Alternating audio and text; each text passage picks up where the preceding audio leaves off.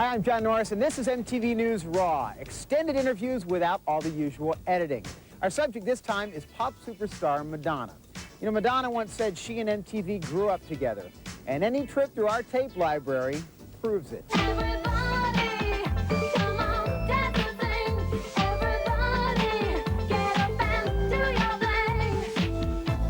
We're here outside the old club Danceteria, which doesn't look much like a disco these days, but in any case, it's where Madonna first made her mark as a club performer. MTV News recently uncovered 2 early interviews with Madonna from May of 1984, just as she was hitting big with her first top 10 hit, Borderline. Mark Goodman here this afternoon for JJ. I lucked out. Madonna has decided to drop by, and if JJ were on the air, he'd be doing this one. Oh, How are you this afternoon? I'm very well.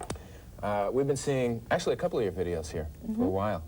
And people may not be aware that although you were born in Detroit, you're a New York resident now, but you wound up going to England to get your first big acceptance. Why do you think? Well, actually, I went to Paris. Oh.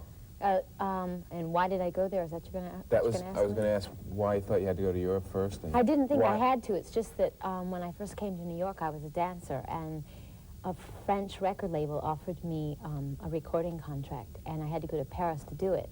So I went there, and that's how I really got in the music business, but I didn't like what I was doing when I got there, so I left, and I never did a record there. You're real influenced by fashion. Fashion is important to you. Do you have fashion influences? Let's say, I don't know, maybe Vivienne Westwood. Yeah, well, she's one of my favorite designers, actually. Is she really? World's End. That's a great store in England. Yeah. Great clothing shop.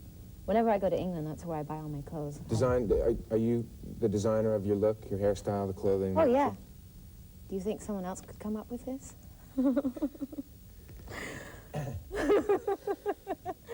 It's all right, you don't have to answer. Before we go here, you have this leather jacket that, can we get a shot of, if she holds up the jacket, can we get a shot? And I kind of like it. It's got a lot of graffiti on there, and I wanted to just sort of give America a look at this. Now, of course, I know Andy Warhol. The front's better, the front's better. Okay. Turn around. And while we're giving America a look at this, maybe you could explain, you see it? What does boy toy mean to you? Well, it's my tag name. It's what I write up on walls. What does it mean? What do you think it means? Oh, you're good at that. Just turning those questions right around. Who could design the thing? Well, boy toy is your graffiti name. You spray it on the walls around New York. But it also has a kind of humorous meaning to it. Okay. If you know what I mean. I know exactly what you mean. Borderline, feels like I'm going to lose my mind. You're a relatively new face on MTV to us. Yes. 2 videos now under your belt, and I must say that they're doing quite well. Yeah, Borderline's doing really well. A surprise at all to you? Well, I knew the second video would do really well. I know it's really good. So I had faith in it already, but I'm glad that it is doing as well as it is doing. Well, it was sort of surprising, and I'm glad it was a good surprise. What are the next video plans for you then? Well, Do you have I'm any of this? working on an album right now with Nile Rodgers, and I hope to release the first single from it the first week of June. And I'll do a video to that, yeah. How long have you been working on the album? For the last almost 2 months. It's almost finished. Wow. What's it been like working with Niall? Really great. He's a genius, I have to say, yeah. Did you contact him? Yeah, actually, well, my record company did. But as soon as we met, we hit it off really well and thought it would be a great union, so. And it seems to have been. Yeah, it's gonna be great. How has he helped you out over other people that have produced you in the past? We just have a really good chemistry, and he understands my musicality.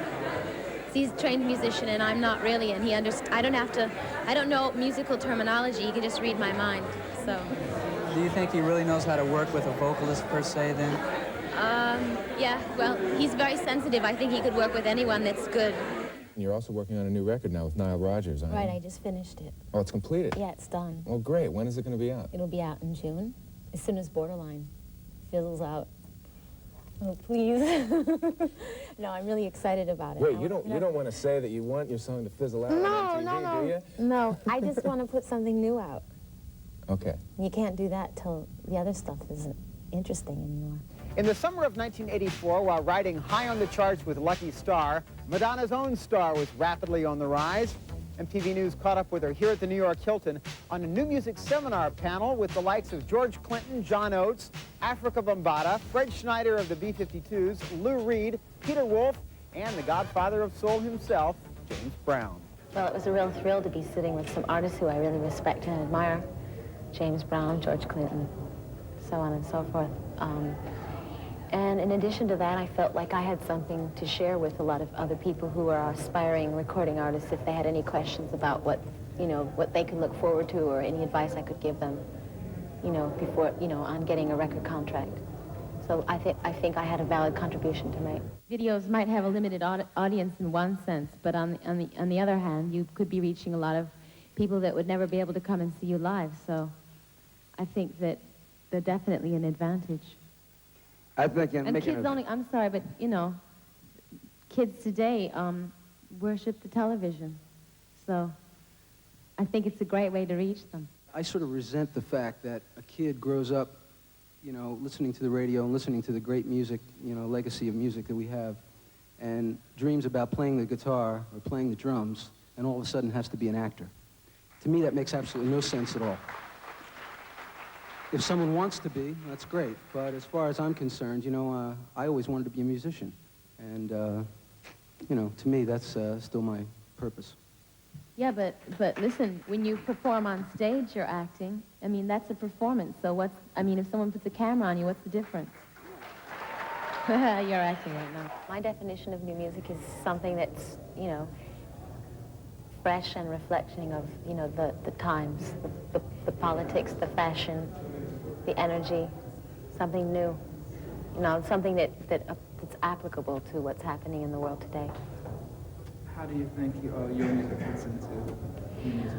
Well, to start off with, a lot of people thought that I was a black artist before they saw my videos because a lot of my music is more R&B oriented, and I think that I'm a white artist doing R&B music, getting played on pop stations, and I think that is the kind of records I make is really changing people's ideas of, splitting up, categorizing music, and I think that's opening up ways for black and white artists as well.